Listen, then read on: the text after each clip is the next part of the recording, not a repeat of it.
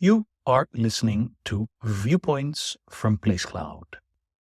Cultural researchers tell stories of places from around the world. For the full multimedia experience and to support the creators you enjoy, visit placecloud.io. There's nothing to see anymore at the Old Jewry. The only thing that stands in testament to what this place once was is the name itself. As the name indicates, this is where Jewish life was centered in the city of London. There were not huge Jewish communities in England until after the conquering in 1066. This is because communities of Jewish people were usually forced to only work within money lending in the medieval period. That's because lending money at interest for Christians to other Christians was considered a sin called usury. Jewish people had no such concept of sin, however, and they were explicitly allowed within Judaism to lend money to Christians. Because the world was particularly anti Semitic in the medieval period, much as it is now, this meant that oftentimes Jewish people were prevented from participating in any trade at all whatsoever other than money lending. When the Normans conquered England, they wished to spur trade in what had essentially been a backwater in Europe, and as a part of this, they invited communities of Jewish people into England. Jewish people were allowed to settle here and were expressly under the rule of the king himself.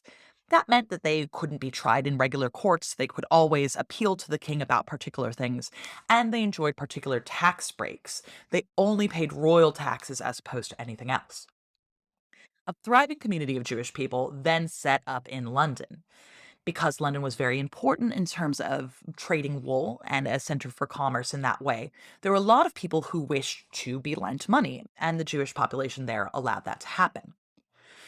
Unfortunately, over time, because a number of people, including the royal family, got in debt to the Jewish community, rising anti Semitism led to the Jewish community essentially being shut down.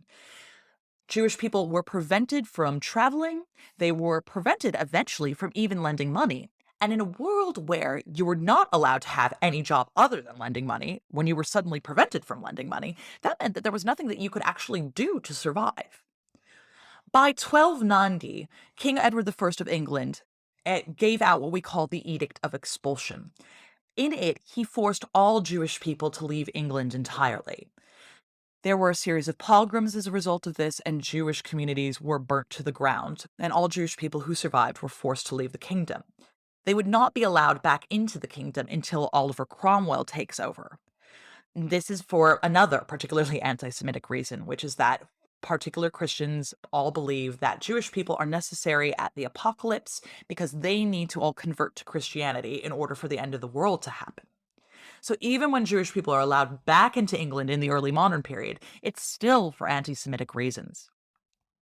This is where a thriving Jewish community would have been. It's where the Great Synagogue stood, and it's where an incredible and particular social community existed. Unfortunately, because of the biases of our society, all that stands now is a plaque. But it's very important that we remember the important part that Jewish people played in commerce and life in London in the medieval period.